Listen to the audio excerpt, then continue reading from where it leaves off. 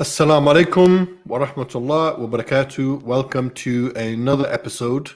In fact, this is the final episode in Ramadan of the Muslim Geordie podcast. And I'm your host, Abu Tayeb, and of course, my co host, Alyas Karmani. Ustad, Assalamu alaikum. Wa alaikum salam wa rahmatullah wa barakatuh. Alhamdulillah. Let me do a quick shout out for us. Sorry, say again. Can you believe it? 2 days to go, bro. 2 days of Ramadan. Subhanallah. That's it, man. It's you know what? Subhanallah, it has flown by. Seriously, we knew this was going to happen. Absolutely, yeah. It's been so quick. Subhanallah, it's like the blink of an eye. Seriously, and you know what? To be honest, the fasting was, it wasn't difficult. I enjoyed the fasting this year. I really enjoyed the month. Subhanallah. Excellent, mashallah. We managed to get out of ibadah as much as we can, and But yeah, it flew by, man. It was quick. It really was quick. Mufti Qasim, you're right, bro. Signs of the Day of Judgment. Time flies quick. That is very true. Let me give a quick shout out. Sorry, go on, Alyas. No, I'm just saying that it's true. It just seems like time is like a bit of a river. It's just flowing. Days flow into weeks, flow into months, flow into a year, and it's just really bizarre. Really is bizarre. It's and we're just coming closer and closer to the hisab, subhanallah. So subhanallah. May Allah make it easy for all of us. Ameen. And allow us to be firm and steadfast upon the sunnah of the Prophet sallallahu alaihi wasallam. These are trying times, bro. They are trying times. And this is one of the reasons why we pick the most controversial topics on our podcast. We really want to unpack them. And there's two reasons why we really want to unpack these topics. Number one is to empower the Muslims, so that they know how to deal with these issues when it comes up. Number two, which is even more important than that, is to defend Islam, defend our beautiful religion of Islam that constantly is trying to be undermined and tarnished by the enemies of Islam, essentially, and the Islamophobes, right? And other than them, so we want to try and do as much justice as we can and fulfill our responsibility of defending Islam, number two. Number three is also to really unpack these issues which no one really wants to talk about, either because of ignorance, because they want to brush it under the carpet, or whatever the reasons might be. We want to be able to clarify what some of these issues actually are and what they mean to us, because there is a lot of ignorance. Wa alaikum assalam, Sister Uwaida. Wa alaikum salam, Delta Source. Ameen for your dua. But yeah, so I like the way it's written, Delta Source, instead of Delta Force. That's quite neat, clever. Anyway, quick shout out to our sponsors, Ilyas. They've been with us throughout all of Ramadan. Really have helped us out. Alhamdulillah. HM Residential, Brother Zaf. Assalamu alaikum. Jazakallah khair for your support from HM Residential. And Manjaro's Newcastle, Brother Umar. Assalamu alaikum. Jazakallah khair for your support. May Allah reward you both for investing in this program, inshallah. So let's get to it, Ilyas. This is going to be an interesting topic, like last night. Yes. It's going to be an interesting one, yeah. Okay. And I'll tell you why. Because I'm so sick of hearing the misinformation and half-truths that are pushed about Islam, with its so-called links to pedophilia and sexual grooming. For me, this is, just like the same way that terrorism is always pushed out there, the links with Islam and terrorism and Islam and sexual grooming and all that sort of stuff. I really want to unpack this tonight once and for all again, and just really, deal with the issues. And let's just show clearly what Islam has to say about these things. Okay. And then by the end of it, hopefully, people are going to see that Islam is actually the solution, not the problem. So we're going to tackle it from a number of angles here, right? Number one, because for me, primarily, bro, this is a safeguarding issue that all of us have to get behind. Doesn't matter who you are, especially if you're a parent, even if you're not a parent, you'll understand what I'm talking about here. It's also another aspect is, I do believe, not only is it a safeguarding issue, but I do believe that this is a stereotyping issue. This issue being used to polarize the discussion and really focus on one community over others for whatever reason. In fact, probably for political reasons as well. It's really been politicized, this issue as well. And as you know, we've seen many, many high-profile cases, you know, which originally came to the fore from comments, I believe it was from Jack Straw at the time, when he said something along the lines of, you know, this is a problem amongst Pakistani or Asian men. And then from there, the far right jumped on it, right, and tried to use that and turn it into an Islamic problem. We saw high-profile cases like, which always get brought up, Rochdale, Telford, even Newcastle, Operation Sanctuary over here in Newcastle, really hit the front pages every single time. And all you're seeing is, you know, brown faces, right, as the perpetrators. So really tonight, what we want to do is, bro, we want to try and unpack some of the issues. Because for me, I'll tell you, it is devastating to see children go through some of the things that they've had to go through with this whole issue. And anyone who's a parent, and I'm a father like you are, bro, yeah, it's something which genuinely makes me sick to my stomach when we hear some of the cases and when we just see some of the details that are going on. You know, and I'm telling you, I'm talking purely as a father here, you know. I don't know what I would do in that situation. I don't think I would be able to hold it down and keep it together, right? If I was involved in that, if it directly impacted on me. And, you know, probably may even take the law into my own hands and things like that, because it is such a serious issue that everybody, like I said, everybody needs to get behind, because it's not something you can just brush under the carpet, right? Everybody has a mother, a sister, a wife, a daughter. You know, everyone has a relationship like that. So for us to overlook it even, or brush it under the carpet, or again, this whole whataboutism stuff, right? I'm not really on that, Flex. We need to tackle the issues at hand. So tonight I want to do from three perspectives, bro, yeah? One is, let's look at the Islamic perspective on this, all right? Yeah. Number two, then we're going to look at the Muslim perspective on it. Are Muslims, we're going to separate Islam and Muslim here, right? And I'll explain how later on. And the third one is, I'll look from a wider society point of view. Non-Muslims, the white community, how much of a problem is it across the board, rather than just focus on one community group. So let's ask this question. What is the deal with sexual grooming, and is it an Islamic problem? Let's start with that, bro. Okay. Let's start it from that angle. Subhanallah, Bismillah, Alhamdulillah, Wassalatu Wassalam ala Rasulullah. You know, Abu Tayeb, even for that to be in one sentence, okay, is unacceptable for us as Muslims.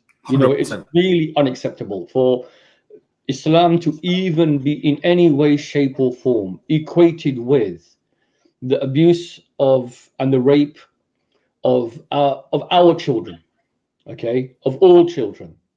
You know, this is why I've been involved in this for like I said, since about 2008. I've been involved in this particular agenda, and I was one of the first people to get involved, obviously, from the Muslim community in this agenda, because I kept on repeatedly hearing this thing being equated together, and I found no one was challenging it. Okay. And then I got it also quite a lot of negativity from Muslims saying, oh, why are you talking about this? Why are you talking about this? Because somehow by me even talking about it, then somehow I was, you know, building the association, you know, and, you know, but what I was saying is that whilst you guys are having your debates with one another, okay, people are, you know, basically equating this to Islam, and no one is standing up and saying, no, this has got in no way, shape, or form anything to do with Islam whatsoever. And let me tell you my start point. And my start point, Abu Tayeb, is the same as yours here in this matter. When it comes to the rape of children, when it comes to their systematic sexual abuse, okay, believe me, okay, we cannot in any way, shape, or form just be quiet on this issue. We cannot sit on the fence on this issue. You know, we have to ask, what would the Prophet ﷺ have done? He went rescuing children, ﷺ. He went there. Allah made it very clear. The female child buried alive for what crime was I killed? So the Prophet ﷺ was there with his companions, rescuing children from all forms of abuse, of violence, of trauma, and of horror. And really, there is only one thing worse than people who rape children, and those are the people who are aware of this and cover it up. And this is, as I'm going to show you, a global phenomena. It is not unique to one. And I've always said this consistently. It's actually on YouTube, the very first interview that I did on Channel 4 News over 10 years ago. And I was very, very clear. They tried to get me on this angle all the time. You know, Pakistani Muslim gangs, Pakistani grooming gangs. And I will say, look, you know, when you racialize a crime, you are doing disservice to safeguarding. And this is the thing. You see, I'm concerned about children, and the other actors in this whole discourse are truly disingenuous actors, because all they care about is scoring political points, about polarizing society, about demonizing the whole community, and doing it through this particular issue. The media have been at the heart of reinforcing this whole totally, and as I'm going to show you, totally factually incorrect narrative in relation to grooming gangs and sexual abuse. You see, what happens is this: when you focus in on one model, or you racialize it and equate it to one community, essentially what you do is then all of the other myriad and multitude of models and approaches out there and individuals involved in this behavior go under the radar. And it became just as this is exactly as the terrorism debate that we did yesterday, that, you know, it was almost as if that no child sexual abuse had ever taken place until the Muslims, you know, some Muslims and a tiny proportion of Muslims, okay, and to even call them Muslims and call them members of our community is just, you know, to me makes me, you know, just sick to my core, you know, to even equate this as if it never ever happened. And this is the reality. We have to also, when we look at a debate like this, first and foremost, we're involved in this debate because we care about all of our children and the protection of our children. Secondly, when anyone says anything about Islam, which is about defaming and which is about tarnishing the image of Islam and misrepresenting Islam, we have to come to the defense of our religion and say absolutely no way, shape or form. Okay. And then number three, it's so important for us to then be part of this debate. So as we establish the facts, we establish the actual facts about what is going on out there, rather than, you know, some of the, like I said, the absolutely completely disingenuous actors in this whole matter. The media, the Times, and Andrew Norfolk, who was obviously one of who was quite now defamed, yeah, for obviously misrepresenting this particular issue and a number of other Muslim issues. We had obviously the completely now bogus and discredited Quilliam Foundation report on so-called Muslim grooming clans. And then we had a whole plethora of politicians pandering to the far right and reinforcing the far right narrative that this happened in one community and it didn't. When we look at the most prolific offenders in this country, okay, obviously that includes Jimmy Savile and many other individuals who are known to the establishment. We know for a fact that there has been historical sexual abuse by people in positions of authority. Okay, the issue of the case of Lord Janner and Cyril Smith are two cases which are well known, that they abused for decades children with impunity without being challenged. Now, this isn't what-ifery, and this is not about, oh, but so-and-so has done it, what about this? No, this is about recognizing that sexual abuse and abusers come from all backgrounds, okay, and that they are individuals who abuse their position of authority. They feel they have an entitlement and they operate with impunity, and they abuse the most vulnerable members of our society. And we have a massive responsibility to challenge this behavior. And as I always say, I put Muslims to a higher standard than the mainstream. When a Muslim engages in behavior which is completely in opposition to our religion, we hold them to account. We will challenge, we will oppose. This is the whole nature of Amr bil Ma'ruf wa Nahy anil Munkar, enjoining good and forbidding evil. It's not just, you know, when it's convenient for you. And also, I don't fall into a leftist kind of, you could say, an approach which somehow is about, you know, appeasing, you know, turning a blind eye just so that we, you know, challenge kind of the establishment. Yeah, no, I'm not interested in doing that. You know, we speak the truth wherever the truth lies. And there's one important report I want to share with you. I don't know if you can get a screen share. If we come to that report in a moment, Alyas, if you don't mind, because there's a couple of things I want to unpack here, right? Just our discussions here, and I agree with you that we should, hold ourselves to a higher account, hold the Muslim community to a higher account, and the standards that we follow is not based upon societal standards per se, because Islam gives us the standards that we should be adhering to, right? And everything else should follow after that. All right. Now there's a couple of comments here. Mufti Qasim says, I can't even shake hands with women in Islam, so how can I groom anyone? Right? Raccoon then follows up with, I thought that's obvious, it's not up for debate like gravity. Actually, it's not that obvious for most people, right? And this is why we have a lot of these conversations happening and narratives being pushed, because yes, some Muslims, practicing Muslims, some practicing Muslims may well believe that actually that's obvious. That's not even, it's haram. It's this, that's the other. But actually, there are Muslims partaking in this. Yeah. There is an agenda behind this, pushing this narrative. So it's not so obvious for you, for you and I might be, but for the mainstream, it's not so obvious. So let's start with the first thing. Let's unpack the first thing, right? Okay. I want to ask, is it an Islamic problem? Does Islam condone the abuse stroke rape of non-Muslim women? Okay. Let's just break it down to its basics, Alyas. Yeah. Because it's an obvious question to you and I, but there may be people out there, Muslim and non-Muslims for sure, but maybe some Muslims who just don't know, because they might look from a cultural perspective, they might look into from a society. I don't know. Let's break it down from point by point, and then so there's no ambiguity at all. Okay. This is something which is clear, right? And we're gonna break this down. So let me ask you the first question. Yeah. Let's have our discussion on this first point. Is it an Islamic problem? No, it's not Islamic problem at all. It's got absolutely nothing to do with Islam. Look, Islam holds a very, very high standard. Look, it states in Islam, وَلَا تَقْرِبُوا الزِّنَا, don't even come close to zina, which means any sexual activity outside of the institution of marriage. So therefore, as a Muslim, you are only permitted to have any sexual activity within the institution of marriage. And as we know, marriage is heterosexual within Islam. And also the point is that, obviously, it has to be, according to the laws of consent. So in this country, the minimum age with the consent of parents is the age of 16. Okay, so absolutely, just on that, it establishes that a Muslim is not permitted to even engage in any activity outside of that. Then in addition to that, yesterday, as we mentioned, look, the blood, the honor, al-ird, the dignity of a human being is inviolable, is sacred. It cannot be violated.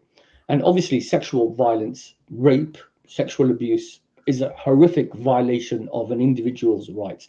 So on that level as well, Muslim, non-Muslim, it does not make any distinction whatsoever. There is no way, shape or form that any textual proof from the Quran or the hadith of the Prophet ﷺ permits the rape of children and sexual activity with children, grooming of children, pimping of children, trafficking of children, procurement of children for any kind of sexual activity, any offense within what we call the, if you look in the UK, the Sexual Offences Against Children Act, any of those offences, every single one of them is also an offence within Islamic law and within Islamic Sharia as well. And I can't say it much clearer than that. There is not a single proof. Any individual who attempts, and I've actually had to be a witness in court against individuals who have tried to use the defense that, Islam allows this because Islam allows, let's say, sexual relations with people, with children. Let's just say that. And they twist and they distort and they have the shame, the absolute shame to twist Islam, to try to, because their solicitor and their barrister said, look, if you can try to somehow say that you were informed by this kind of narrative, then maybe there may be a mitigation for you. And I have to refute these individuals in court and say that, it is disgraceful. Because look, Abu Tayeb, you and I know, even as, if you're a non-practicing Muslim, you are brought up with certain value systems. And one of the value systems that you're brought up is that you cannot have sex outside of the institution of marriage. Okay, that's it. It's as simple as that. La taqrabu zina. Okay, and so therefore, you know, there is absolutely no way, shape, or form. And I had this debate with certain individuals from one of the high-profile towns in which there was one of these cases, and they said, obviously, the criminal justice is discriminating, and that they are putting these excessive sentences on people from Muslim backgrounds and things like that. And you know what? Again, yes, I understand this and I accept this, because when we look at the sentencing of the individuals who have been from particular backgrounds, they have received disproportionate sentences compared to white counterparts for the same offense. So there is a racism. There is an absolute racism there. But then Abu Tayeb, I was saying, how I replied to them, I said, yes, okay, I understand that this is the case, but can you tell me what a group of adult men are doing, lining up, having sex with a 12-year-old? In what book? Under what premise? Under what kind of moral standard is that justifiable in any way, shape, or form that they're doing it? And as Muslim men, I mean, let's say, you know, no matter how jahil you are, you have a code, you have certain values that you were brought up with, yeah? And one of those values is that you do not have group sex with children, okay? And nor do you, you know, like I said, act as if there is nothing wrong with what you're doing and try to even defend your action. So, you know, well, it's indefensible. You can't defend that perspective, because you just have to ask the question for these men: what happens if it was your daughter? Well, and that's the golden rule. That's the golden rule, and we apply and this is the point. And just to add to the other point about, you know, stay away from zina. There's also another element to this, because with all the cases, what I've noticed, and if you look at the individuals, the Muslims who've been involved in this, generally you won't find them as practicing Muslims, whatever, you know, however you want to define that. But even then, you've got things like, and I'll explain why I say that. Number one, we know that zina is haram. Fornication outside of wedlock or adultery is haram. It's impermissible. In fact, from a Sharia perspective, that is a severe punishment. From an Islamic perspective, there is a severe punishment that comes with that. That's number one. Number two, there's again another trend. There's certain trends. There's supply of drugs, drugging up the individual, right? Yeah. So Alcohol, supplying drugs, taking drugs, yeah. Alcoholism, pornography, prostitution, all of this has been linked in. Now, somebody tried to explain to me, I dare anybody to try to explain to me, that Islam allows those things. Everybody knows they're all haram. Every Muslim, whether they're practicing or not, knows those things are haram. Now try and justify to me that Islam allows that. Yeah. Right? Because if it's a case of, you know, if it was just one of those things, then okay, you're gonna try and argue it. But when you put it collectively, it's very, very difficult to explain how you can go against the teachings of Islam on numerous issues and then try and claim that it's allowed or halal to do. It's impossible to do that. Let me take this argument a bit further. Yeah, you're absolutely right. The link with organized crime groups, with drug supply, with pimping, with trafficking, with use of horrific violence, with, you know, look, you know, with a child being trafficked and raped 20, 30, 40 times, 50 times a week. Okay, come on. And this is, I remember doing a big conference in Bradford on this. And we had a very big crowd, and we had lots of non-Muslims in attendance there. And I was asked this kind of question. And I said, the mere fact that we're asking this question in itself shows that we all have a problem, okay? Because I would not ask this question. I, as a human being, would not even ask this question about, let's say, any other faith group. I would not say Hindus, Sikhs, Buddhists, Jews, Christians, whatever, Catholics. I would not say, does that religion have a problem with sexual abuse, or does that in any way legitimate sexual?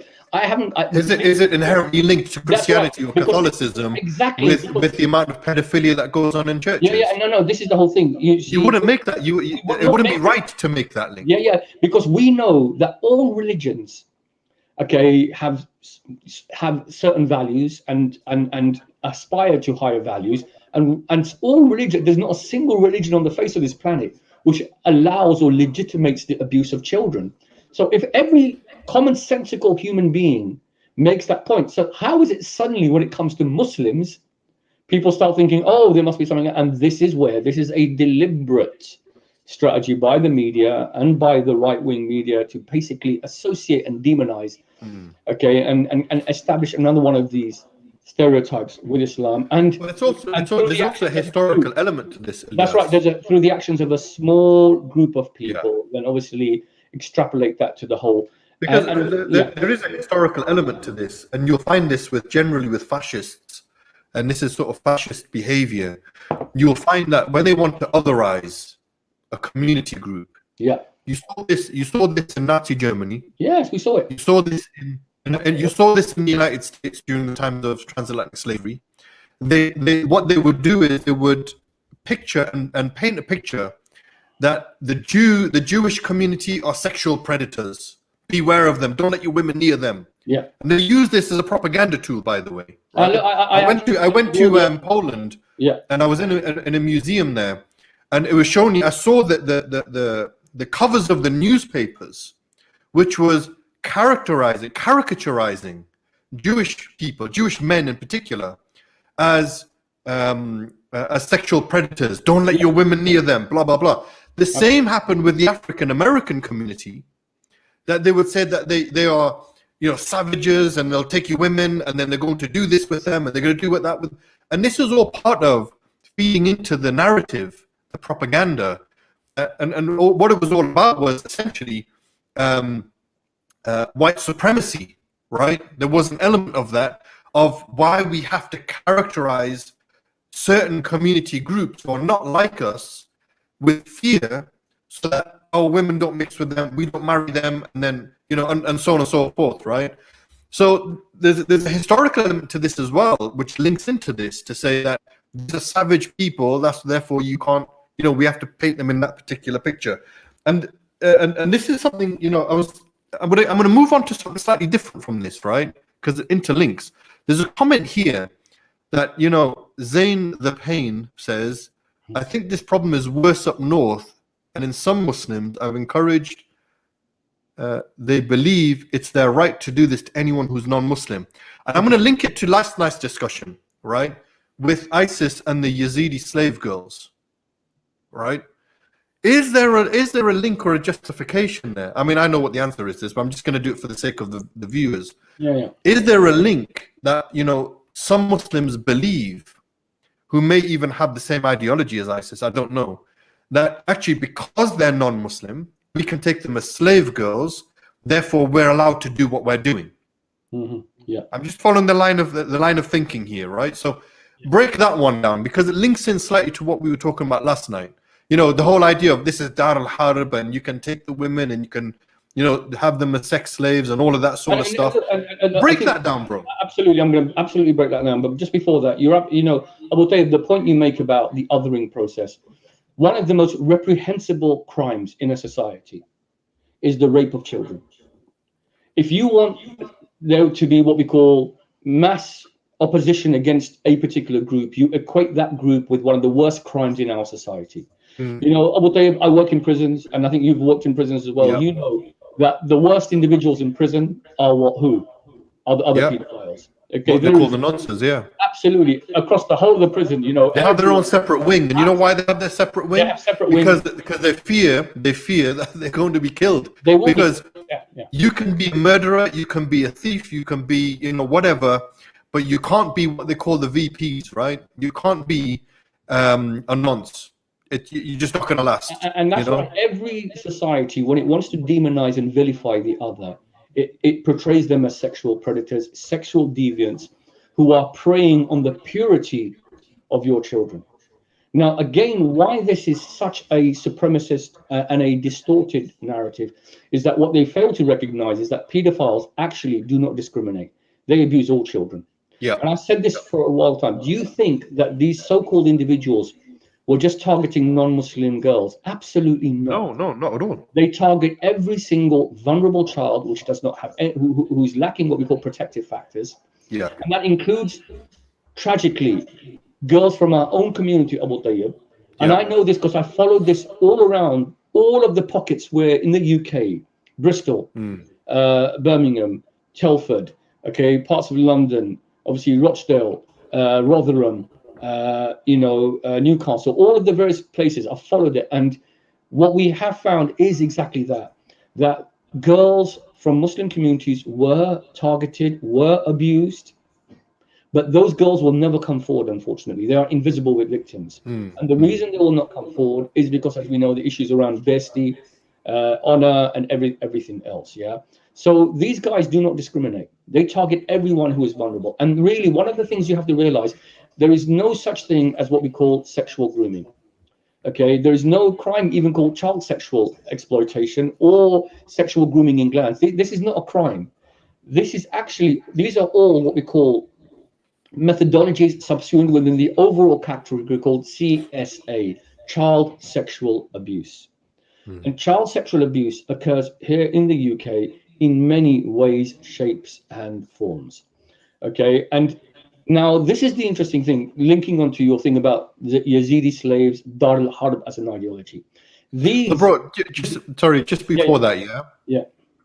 Just to pick up on something you said, and I think this is an important point that everybody needs to hear.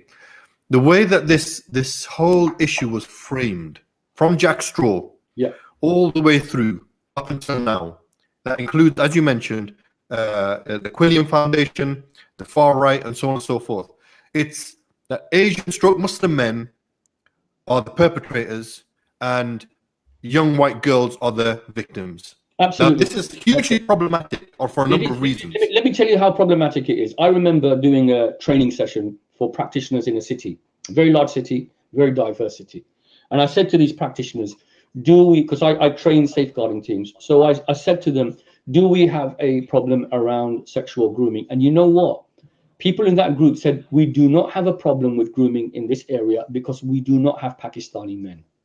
And when I heard that, I realized, now this is how dangerous this is, when people who have a responsibility as practitioners are only fixating on one model, Pakistani men and white girls. And it became so hysterical that every single Pakistani man who had a white girlfriend stroke partner, was under the spotlight, which I suppose is good in a way, okay, because they shouldn't be having girlfriends, But anyway, that's not the point. But the point is this: when you do that, Abu Tayeb, what it means is that everyone else goes under the radar. You're not looking for anyone else. Any perpetrator, gets almost like a free pass, right? That's right. That's right. And every victim who is non-white, is invisible. Yes, that means they don't matter. They don't care, and that is atrocious. Because, like you mentioned, we know.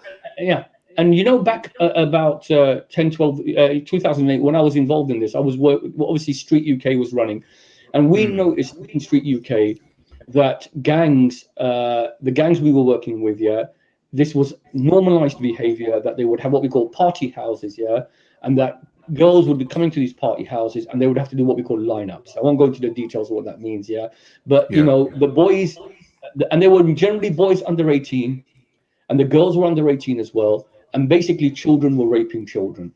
And I was saying, look, this is a massive issue at the moment, across London, okay, that girls are being bullied, harassed, and we call this peer-to-peer exploitation. That's what the methodology is now. And I will tell you, you know, this is a massive issue. No one wanted to talk about it because everyone was fixating on these other headlines and these high-profile cases, and all the other cases, massive cases. Lord Janner's case was a massive case.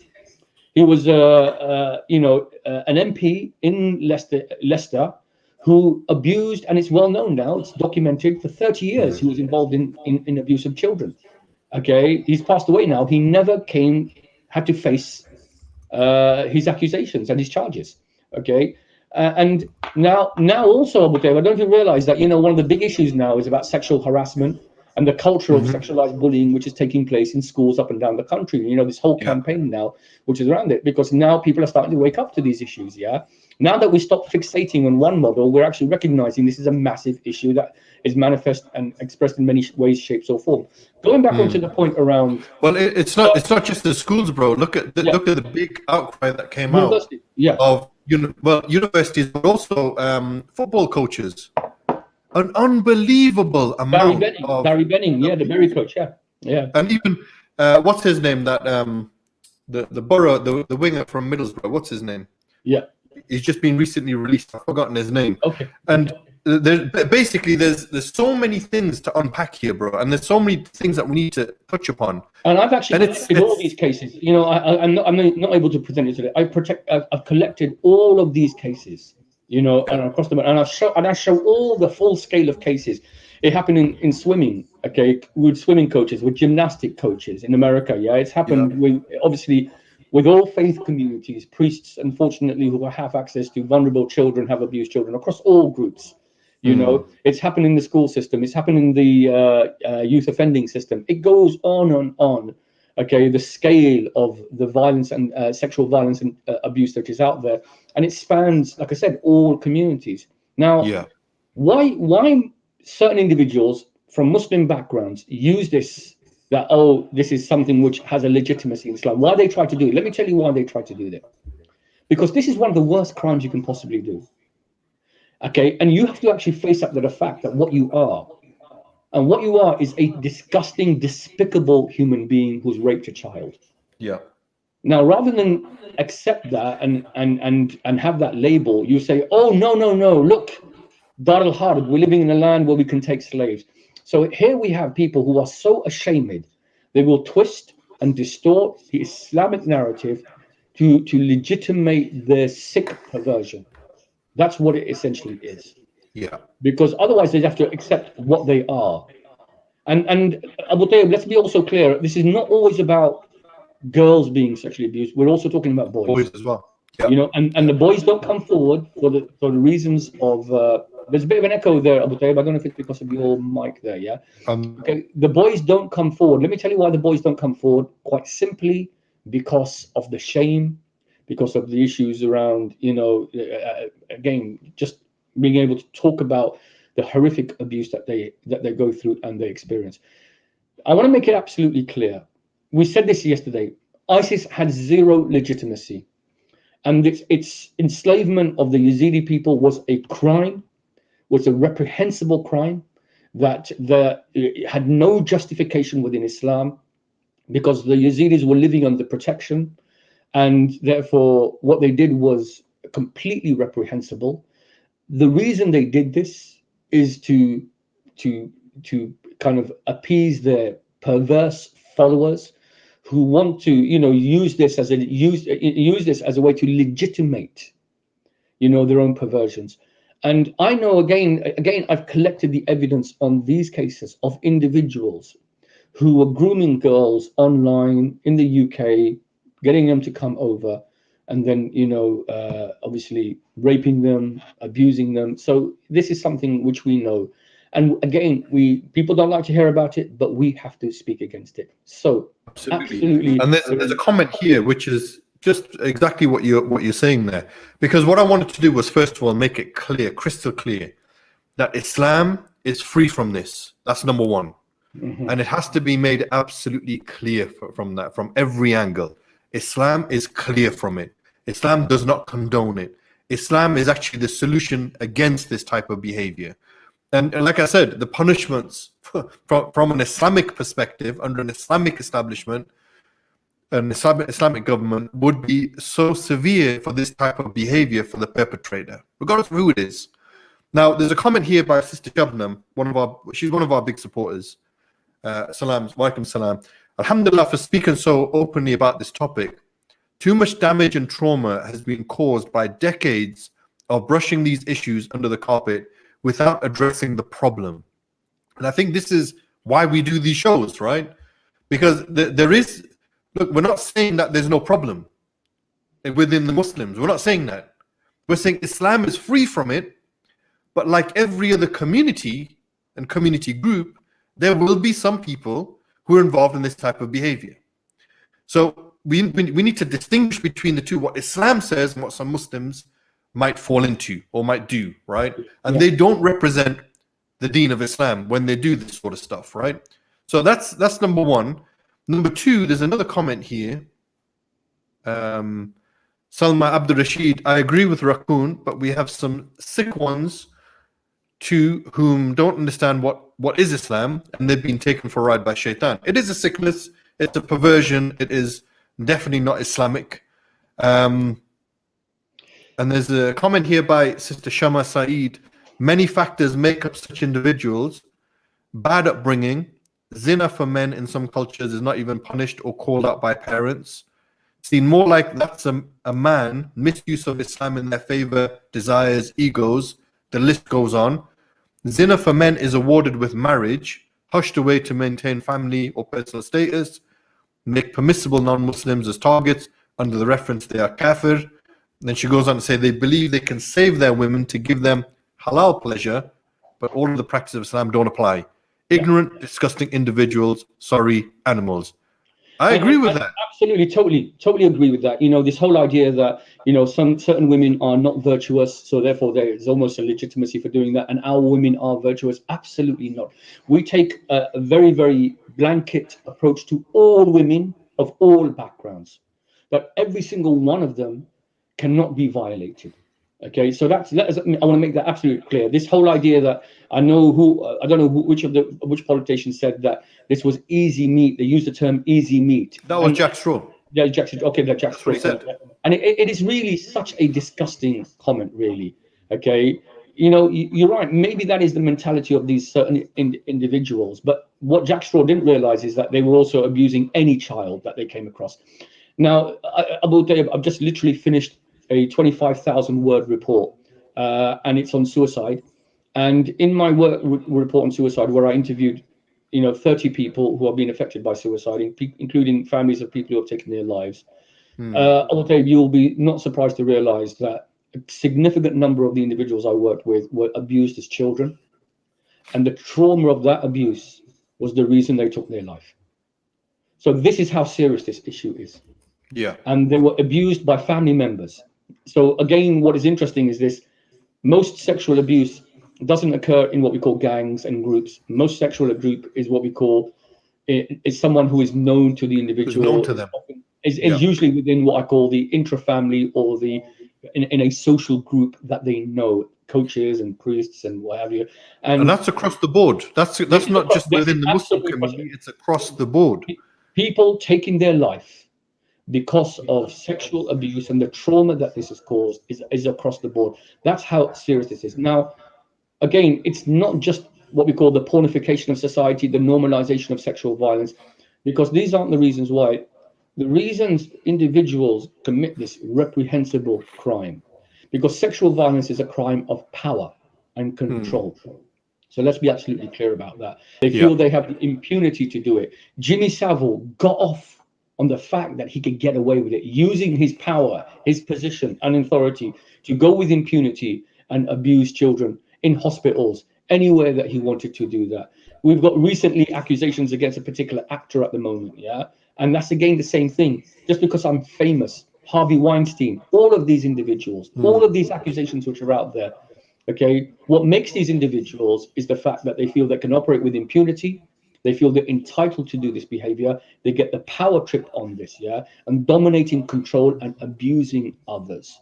And this is why sexual violence and sexual abuse is really a crime which is about power and control of an individual. I've analyzed all of the reasons why these individuals do that. Yes, some are so sexually frustrated that they don't really care who it is, and they don't really care whether it's a child or not. So there is that particular model. Some of them have this view that, it's not zina because we're not having penetrative sex. They go that far as well. I know people might not want to hear that, because what the research shows that it's mainly oral sex and anal sex and not vaginal sex, and they actually think, this is not zina, okay, that they're doing this to it's crazy. There's so many clear hadith on that about sodomy and anal sex and stuff like that.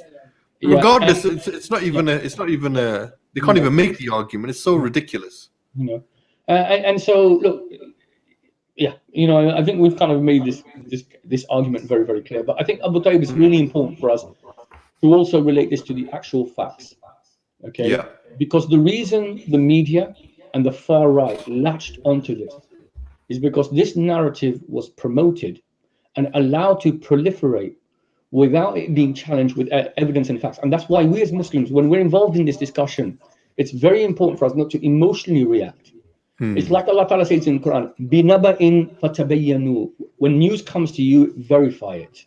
Okay, look at what the actual scientific evidence and facts are. Now, I know Nazir Afzal. Through this work, I got to know him, and you know, we had quite a lot of discussions. And he was the chief prosecutor for all of these cases. He was the chief prosecutor of all child sexual cases in the whole of the UK. So he had and he was the one who brought all these cases to court. By the way, he was the one who got who's the one who got these prosecutions, because you know, there was, like I said, for a long time there was this whole approach that these kind of cases were not being prosecuted because of the what was felt to be the evidence was not robust enough, and the witnesses were not robust enough. The girls who were being abused were seen as complicit in their abuse. And this is one of the massive things in terms of the change of policy that took place. Nazir Afzal bought all these cases. I wanted to show the article, but you know, can't share the screen at the moment. But and I'm happy to share this with everyone. What we did is that he aggregated all of the cases of child sexual abuse in the country. He aggregated all of them, and he found that 85 to 90% of them were white indigenous males, and that 10% was other. So when Quillian came up with the statistic, 84% of people involved in this crime, 84%, they said, yeah, 84% are from a Pakistani background. This was not just bad science. This was totally distorting it, because you know how you come up with 84%? Abu Tayeb, you come up with this when you make a subset of a subset of a subset of a subset. So you make the thing so narrow that then that becomes you become overrepresented in that tiny subset, which is basically, remember, a subset of the whole. So I could say, you can twist statistics in any way you want. You could say 90% of people who do this are Newcastle fans. You could say that, yeah, and thereby demonize all Newcastle United fans. You could say that, you know, subhanallah, yeah, because if you twist statistics in that way, and they were able to do it because there was an appetite in the right-wing political space for this, and it was feeding the narrative of Islamic extremism at the time, that the far right, EDL, others. And isn't it ridiculous, Abu Tayeb, that when it came to, you know, exposing Muslim grooming gangs, they were out there exposing it, but when it came to the pedophiles within their own ranks, they kept completely quiet about it. Of course. Who was the ones? Tommy 10 Names had numerous individuals who were came out to basically found guilty of being pedophiles through the court system, and he stayed silent. He didn't say a single thing about them. They were from his group, the EDL, when he was leader of the EDL, by the way, right? It was crazy. And you're absolutely right. This is the danger of what we call the racializing of crime. And this has happened, muggings in the 70s and 80s. And I wrote a paper in the 80s on the way that black males were associated with the crime of mugging in London. And it was completely racialized, and it became synonymous with them. And then that fed into the whole issue around the danger of black males, so that they were othered. And now it's just the Muslims who are being othered. And so the way that the media treats it is that whenever an individual from a particular background perpetrates this horrendous crime, immediately the reference is made to their race, their religion, and their culture. Whereas when an individual perpetrates the same crime from the mainstream, it's seen as individual behavior. And that's a racist narrative. It's as simple as that. But Abu Tayyib, it's important to expose that, and it's important to expose what the evidence says. But at the same time, that doesn't mean we brush this issue under the carpet and we say it's of course not. But you know, because even within our community, we have to call it out, Alyas. There are sick individuals within our communities, within the Muslim communities. I'm talking about from, you know, and we have to call we have to call it out. We have to say what is true and what is the truth and what is right, regardless, even if it doesn't reflect good on us. We still have to call it out because it's right to do so. Correct. We know, you mentioned individuals from within our communities, people from their own families who partake in such sick behavior with children. We even hear about some imams, for example, who have abused their position of power and trust, and done some absolutely disgraceful things. And they were abused themselves. They were from a culture of abuse where they were then also themselves sexually abused, and then they learn, it's the learned behavior, and then it's that learned behavior.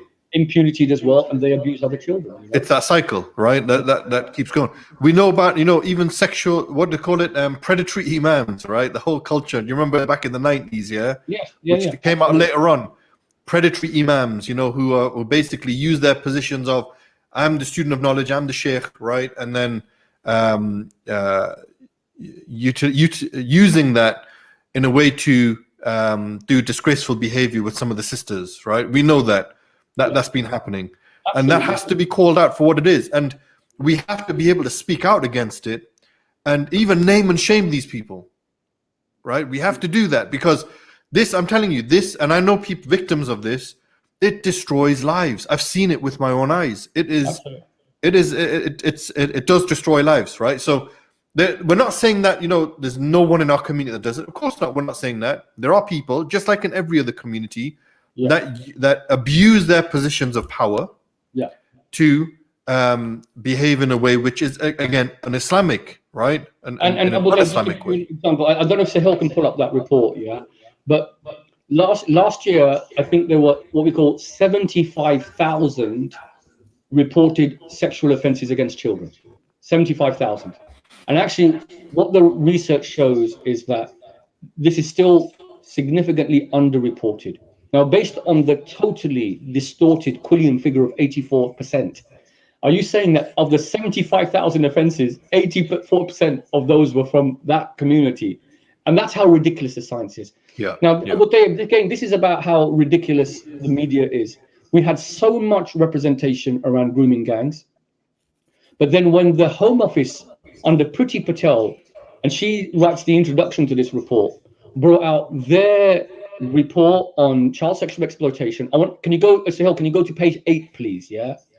Okay. So this is the report. It came out in December, just now, 2020. Who covered it in the media? If you can go to page 8, please. Yeah. The key findings.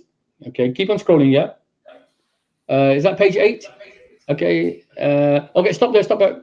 It says, based on what we know, go down up a bit. Based on what we know, the characteristics of offenders in group-based CSE.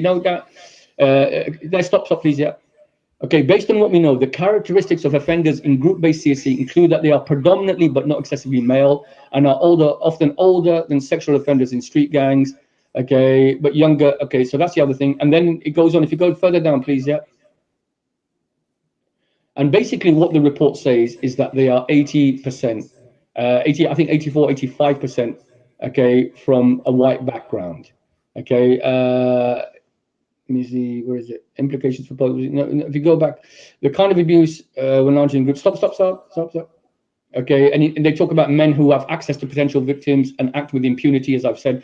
You can go back a bit, please. Yeah, I want to go to the bit around the racial profiling. Yeah, and how it basically says you cannot racially profile this crime. Yeah, if you go back, and it's really Ella Cobain from UCL in London, University College London, who's the assistant professor there, who's really been at the forefront of challenging this narrative, and may Allah reward her for this, inshallah. Some studies suggest an overrepresentation of Black and Asian offenders relative to the demographic of that. However, it is not possible to conclude that it is representative of all group-based CSE.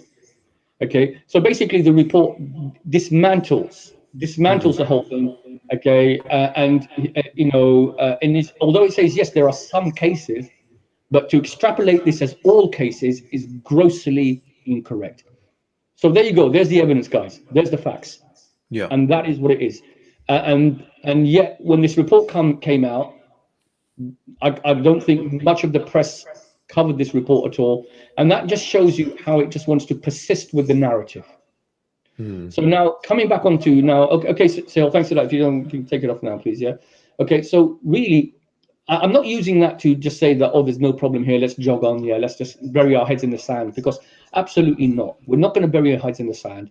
And we're not going to say, because as far as I'm concerned, I get involved in this area of work because I'm concerned about all children and the protection of all children and all vulnerable people. All day we're talking about children with disabilities. We're talking about children with learning disabilities. We're talking about children who are refugees, who are trafficked and pimped across Europe. Yeah, we're talking about children from the poorest backgrounds who unfortunately are entrapped and controlled and manipulated and groomed by these grounds and criminalized. and then hooked onto drugs. We're talking about wicked, reprehensible, evil stuff. And we, like the prophets and the messengers, were out there to rescue children, have to be involved in this area of work to support and safeguard all children of all backgrounds. And those individuals who want to use this for political gain and to create polarization and division in society, they care not a single jot about children. They only care about their own political ideology on all sides. And they are the ones who actually, for anything, are the ones who are putting children more at risk. You know, Abu Tayeb is very simple. If this happens, we call it out. We do not sit on it. We do not brush it under the carpet. When it happens in our families, we need to bring these perpetrators to justice. For too long in our community, we know it, that people, and when there's a very high profile case, it's going to kick off this year, and it's going to be messy. And so it should be, because I'm afraid, you know, these individuals, they operated and they had to be exposed. They were people covered up and covered up and covered up, and now it has been exposed, and it will come out this year. I'm not going to go into the details of it. What it did is that people covered up these reprehensible crimes, and when you do it, you know what happens? They don't stop. They go on to then commit further crimes because they have even more impunity. That's what happened with these individuals. They were able to say that, well, no one's going to shut me in. No one's going to stop me. I'm untouchable. Okay. And it's the same thing with the whole Harvey Weinstein, all of these powerful individuals. People were scared, challenged their authority.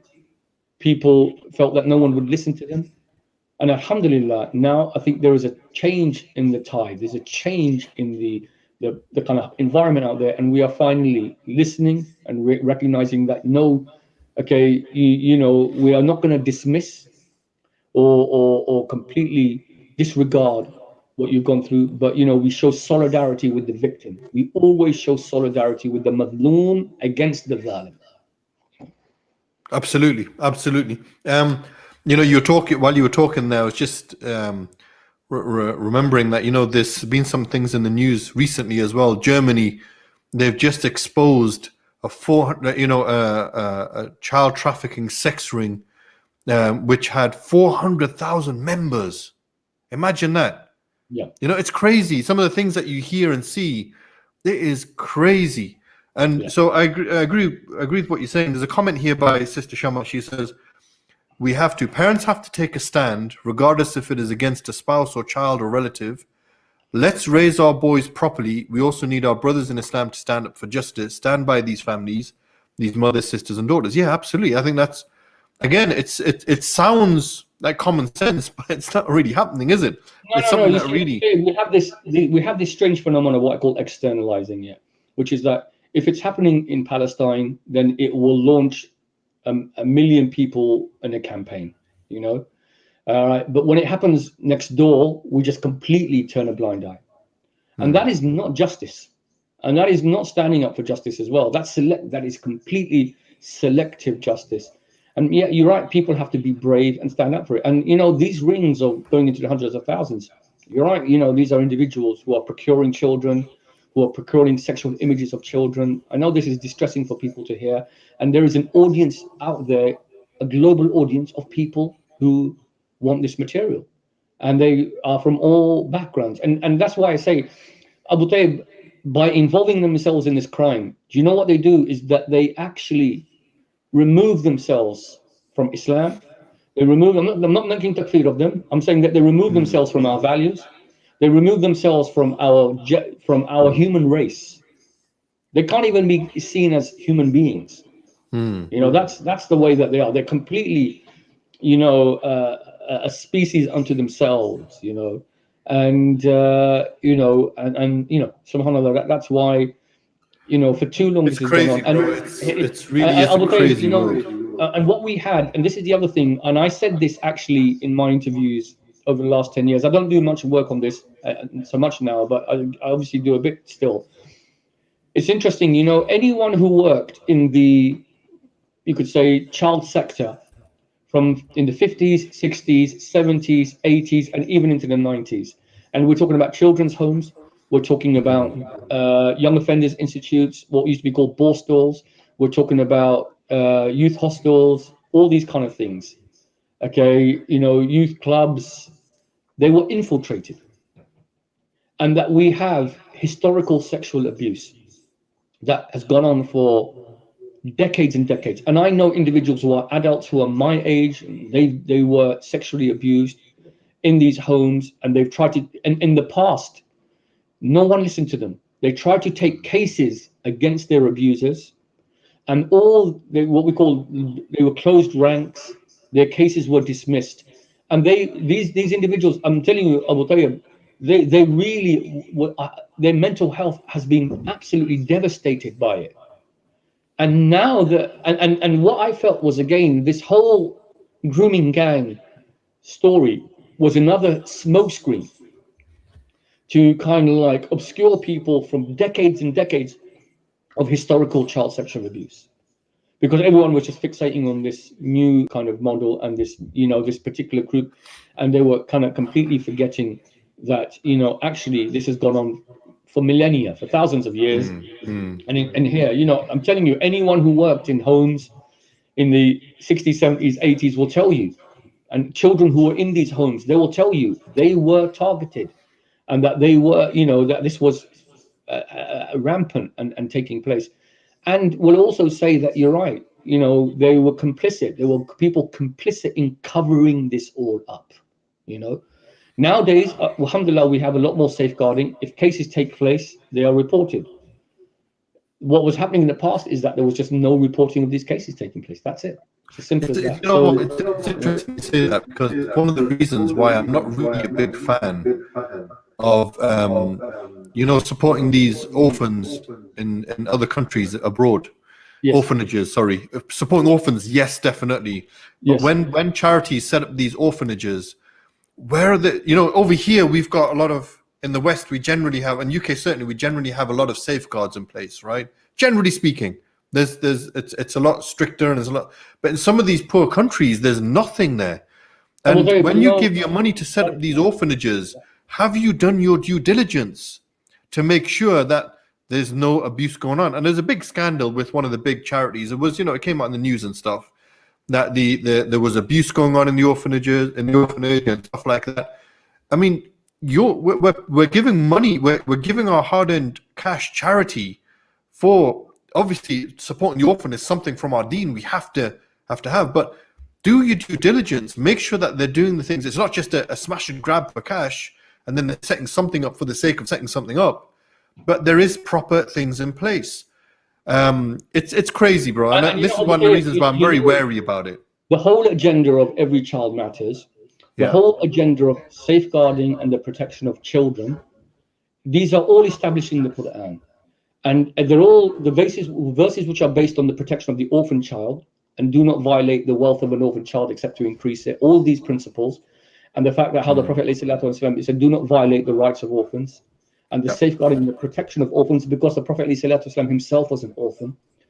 You know, these are the very high standards that we have in Islam.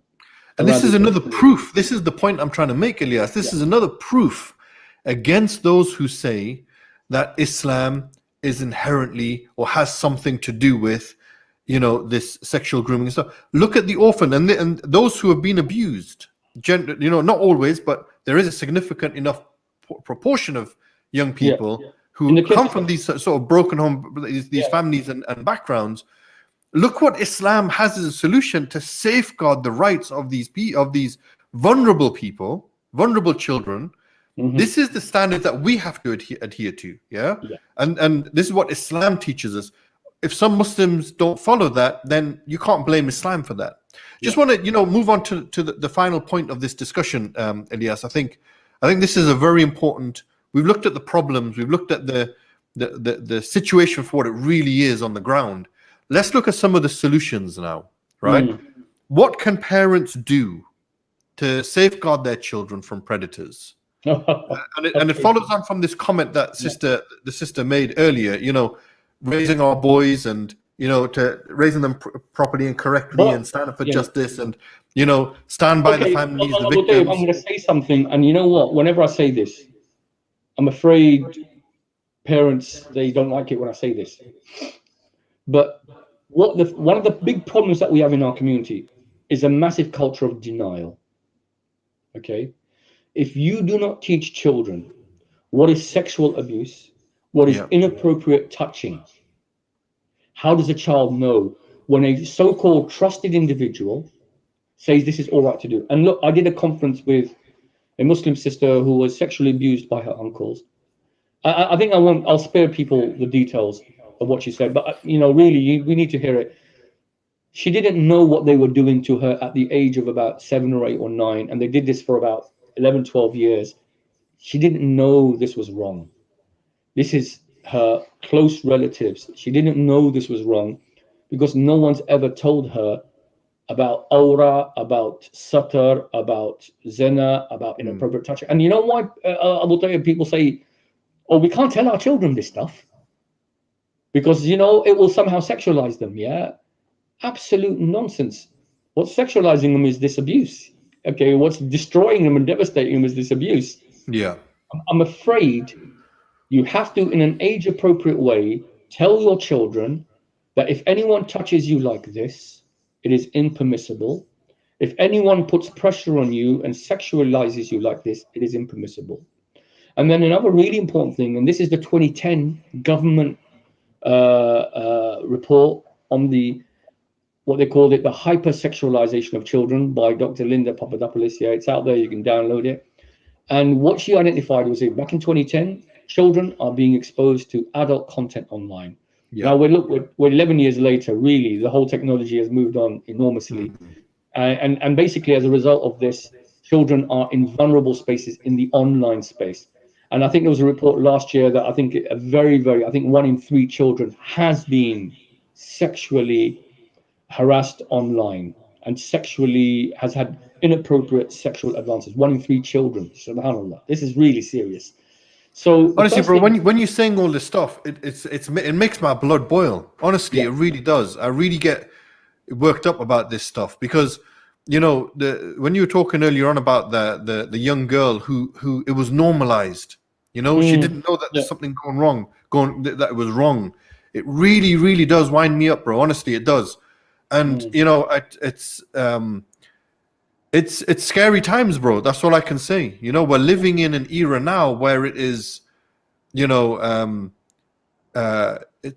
kids are not safe anymore. That's how it feels. I want people to realize you're right. In my days, growing up in the 70s and 80s, we still had risk issues about Tayeb, and there were people who were pedophiles out there. And no doubt. They were operating. I have to say the risk issues are even more serious now. And I think there are 3 really big reasons why. The technology has made this now far more accessible and far more dangerous than it's ever done before to put a child in contact with an abuser. Number 2, we have a disintegration of families and what we call support structures and protective factors. And number 3 is the emotional damage our children are going through. We're just not talking to them and we're not making them aware of the risks which are out there. And also there's the drugs and alcohol as well. And the self-esteem issues that our children have such low self-esteem. Again, one of my other cases, tragic case of a Muslim sister who took her life. And the reason she took her life essentially was online grooming, online bullying, sexual grooming online. And that's the reason why, because her self-esteem was so low. She's seeking these attachments, she's seeking these associations, and she was abused. And tragically, she took her life as a result of it. I have to deal with these cases. I work on these kind of cases every day. So obviously it gives me a perspective around the world, which other people are insulated from. May Allah protect you all, inshallah, and protect all of our children from these things. But let me tell you, the only way you protect your children is by talking to them about these things, making sure that you are their go-to when they are vulnerable, making sure that they never close up. You see, what does an abuser say? Don't tell them. This is our secret. They create such an emotional bonding connection with them that they control them and they feel compelled to, and out of fear, out of the threat of losing their attachment, all of that. And the reason they have an attachment there is because they've lost the attachment with their parents. So it's really as simple as that. So look, maintain that connection with your children, talk to them about stuff, explain them in an age-appropriate way. And anyone who says, oh, but what does Islam say? Well, Islam says from the age of 5, remove them from the bed. Okay? And I explained the tafsir of this whole verse, that a child will be, generally children would sleep in the room with mum and dad, okay, and even maybe in the same bed. But then when they reach a certain age, and the age is really around 4 to 5, then you remove them from the bed, yeah. And the reason is because, and the child will say why, because you explain to them the concept of mum and dad's private time, okay. And this is what we call sex education, believe it or not. Okay, so if you believe it doesn't occur, it occurs, and I've proven it from the Quran. It's age appropriate. It's age appropriate, because you're teaching children, you know, that this is and you start teaching children about what we call, okay, private behavior, inappropriate behavior, sexualized behavior, inappropriate touching, all of these things. You have to do that, because I'm afraid these issues are out there, you know. And the other thing is this, you know, I think you know, one of the challenges that, and again, people might not like to hear this, you know, I will tell you, what we have are large family networks in which children are left unsupervised with individuals we don't know. That's it. Yeah, I mean, this is scary, because I'm the opposite, actually. Maybe I'm a bit too overprotective, because as a father, the way that I see it is I'm the protector, right, of my family. This is my job to do, right? Yeah. So as a father, this is what I have to do and make sure of. And you know, so this is why, you know, I've always had a policy of, you know, never leave our kids unsupervised, even with people you know. They've always been under our watchful eye, so to speak, right? Honestly, with my kids growing up, I've always had my head on a swivel, right? It's like constantly looking out and, you know, keeping an eye on where my kids are, what they're doing, how they're doing it, who's involved, who's not involved. And yeah, maybe it does border into overprotectiveness, but for me, it's like, I don't know what it is. It's just that thing inside me where I am the protector, I'm the man of the house. I have to make sure that every single person, the women, the children, everybody is safeguarded in my custody, so to speak. I think right? this is really important. It is important to do that, but I think obviously within, not going to extremes of micromanaging and control. I will tell you, there's one thing we haven't touched on, and that is this: females abuse as well. So let's just not, you know, it's still, yeah, there are prosecutions every year for female abusers of children, and within the whole gang structure, we have something called the honeypot model as well, which is where females will then bring girls into networks for abusing and will pimp out other girls. That's what happened in Newcastle, actually. That's exactly what happened in Newcastle. Yeah. So you do have these, and so yeah, there's a lot of dangers out there, I'm afraid. But I don't want people to become so petrified that they think, oh, we can't function. I think what it is this: number one is awareness. It really is important to be aware, and so that, you know, obviously we're not affected by the risk issues which are out there. And the other thing, really, again, Abu Tayeb, you know, we just don't talk to our young people about these issues. So when they go into puberty, they don't know what I call social, moral, and legal boundaries. They don't know the law on consent. They don't know the law on inappropriate behavior. Abu Tayeb, I've got to say, over the last 20 years, the number of cases I've had of cases of sexting in particular, and sharing of pictures of boys and girls, okay, sending images to each other, you know, this stuff is out there, you know, and it's happening. And, you know, we all have heard these cases where a Muslim girl has shared images of herself, okay, because she's been groomed to do so by a boy, and then she shared it with other people, and it goes out onto social media. These things happen, and I've had worse cases than this, again, because nobody's talking to them about this stuff. We don't talk to them about the stuff that boys are players, okay, and people will play you and abuse you, and that, you know, there's vulnerability that boys and girls have. We're not giving them a reality check of what's going on in the real world. I agree. One final question, bro. Let's just to wrap this up, I guess. As parents, or even just as adults, what should parents be looking out for? What should they be looking out for in terms of signs that, you know, some things that their children or children that they know of are going through some issues that they need to be aware of, and what can they do about that? Well, I'll tell you what, Tayeb, you know, obviously I put together a big resource on that, and I'll provide that for you. Anyone who wants access to that resource, we can give them, and it indicates, I'll put together all the research around indicators of abuse and things like that.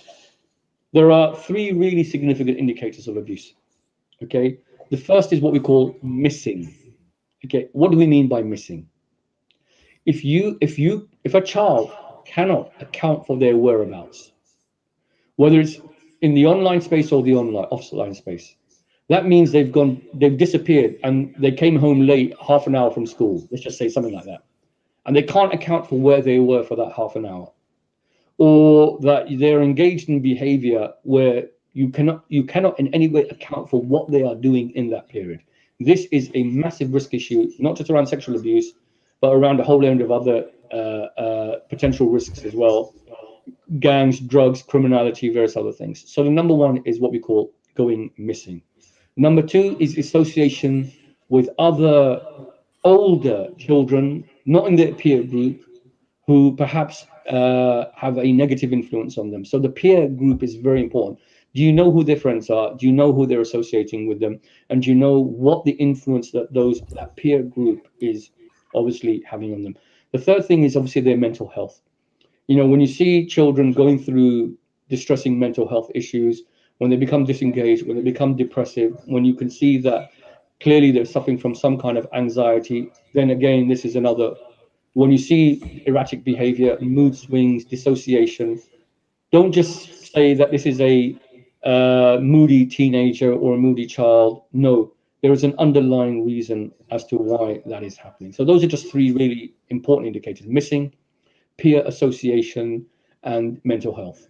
And what this means, everyone, is that, you know, we just have to have a much better positive connection with our children and our young people. Absolutely, yeah. Jazakallah khair. I think that's a good way to end this. There are a couple of comments here. We'll just quickly go through just to round up the show, inshallah. There's a comment here about and now to think of all the refugee orphans, pandemic orphans, the risks that they face every day, basically. There's another comment here from. Okay, this is an interesting one. Is it fair to blame our men, especially our fathers? The responsibility Allah has placed on our men is huge, and most are heedless. What are your thoughts about that comment, Alyas? Look, I think that's a lecture in itself. Look, we mentioned quite extensively, كلكم راع وكلكم مسؤول عن رعيته. Everyone is in charge and everyone must. And الرجال راع على أهل البيت. Okay, and he's the one who is in charge of the home. And so you're right, men have a massive responsibility in the safeguarding and the protection and the welfare of their families. We don't just bring children into the world. We're responsible for their holistic and total well-being and development. Okay, so you're right. But again, I think, Abu Tayeb, it's important not to get involved in what I call a blame game. Yeah. Because with the blame game, you know, it doesn't achieve anything. I think our dads need support. And we have our program, you know it, Resilient Dads. Resilient Dads is exactly that. It's empowering our dads with the skills, free program. It's going to be starting, inshallah, June, 9 modules. Okay, very user-friendly modules. If you really want to develop a whole range of tools and skills in order to support your children and really fulfill the qawam, the authority of your family, and administer it like the Prophet ﷺ, with knowledge, with justice, and with mercy, and to really build that connection with your children and not become authoritarian, but be authoritative. It's a very important distinction. Okay, and as you know, I've run the program at Newcastle before, parenting your Muslim teens. Okay, so the programs are out there. And look, you brought children into the world. Your responsibility was not just merely to provide the raw ingredients. Your responsibility was then to maintain and fulfill the lifelong responsibility for those children, yeah? And you have to equip yourself. And you also have to undo some of the negative programming that you yourself have because of the dysfunctional parenting maybe that you went through and the traumas that you went through that you are now transferring. You see, this whole thing, every child is born upon fitrah. Abawahu, parents, are the ones who are constructing, shaping, nurturing. And that's why, and they need the tarbiyah, not just in the matters of dini matters, but also the beneficial knowledge which is out there from the field of psychology and parenting and education and learning and development and cognitive development and neurological development of children. We need to acquire this knowledge so that we give our children, obviously, the best opportunities for the future. And I would say, when you look at the communities around the world who have been decimated by, these issues, the African American community in particular, by trauma and by, but they have an excuse of 300 years of slavery. Okay. When you see that, you see the devastation that this causes with the massive scale of social problems those communities have. We are following that trajectory here in the UK, but we can reverse this pattern if we really empower parents. Inshallah. And your course and your program, we're certainly going to be putting it out there on Stream Islam, inshallah. So watch this space, yeah. Knowledge North, this is seriously authoritative stuff. Sheikh Alyas is national Muslim treasure. I agree. Abdurrahman, where are you, bro? You were supposed to be here tonight, bro. He was supposed to be with us tonight, bro. That's where is he? Abdurrahman, look, Abdurrahman, really, I'm just miskeen. I am telling you, I'm miskeen, yeah. And the reason I do this, I truly, Abu Tayeb, the only reason I do this, yeah, is because for me, I've been in these dark places, okay? I've had these negative experiences in my life. And for me, I'm driven by the fact that I do not want other children to go through some of the things that I went through in my life. That's really what it's about, Yeah. And, and Allah has given me a platform and an opportunity to do that, alhamdulillah. Alhamdulillah, alhamdulillah. No, I know you're being humble and stuff, bro, but honestly, I agree with Abdurrahman's comments there.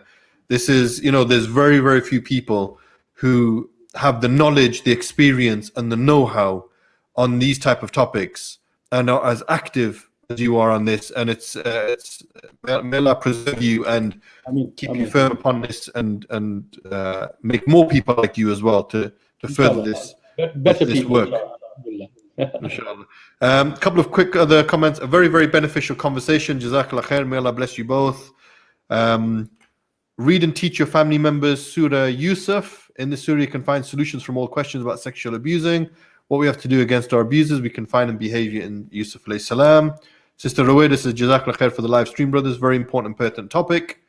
And that's it. I think we're going to wrap it up there, inshallah. So, Jazakallah khair. This is the last live stream in Ramadan for the Muslim Geordie podcast. We will be back after Ramadan.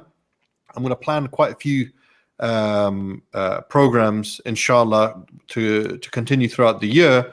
Maybe not as regular, but certainly we're going to be planning some stuff. And we'll be back in touch. And Alyas, of course, you gotta be ready, bro. We're going to be always ready. Alhamdulillah, always ready, bro. Alhamdulillah. We're gonna be hitting it hard every time. We're gonna hit it hard, inshallah. Yeah. So, Jazakumullah khair, everybody. We're gonna wrap it up there.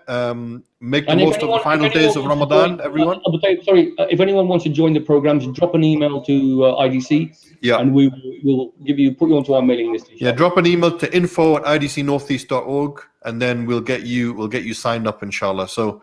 Definitely Resilient. Was it Resilient Dads program, or was it the other one? Yeah. And I run a whole range of programs, but Resilient Dads is one of them. Brilliant. Okay. On that note, brothers and sisters, assalamu alaikum wa rahmatullah. Assalamu alaikum, everyone. Barakallah fi. Assalamu alaikum wa rahmatullah.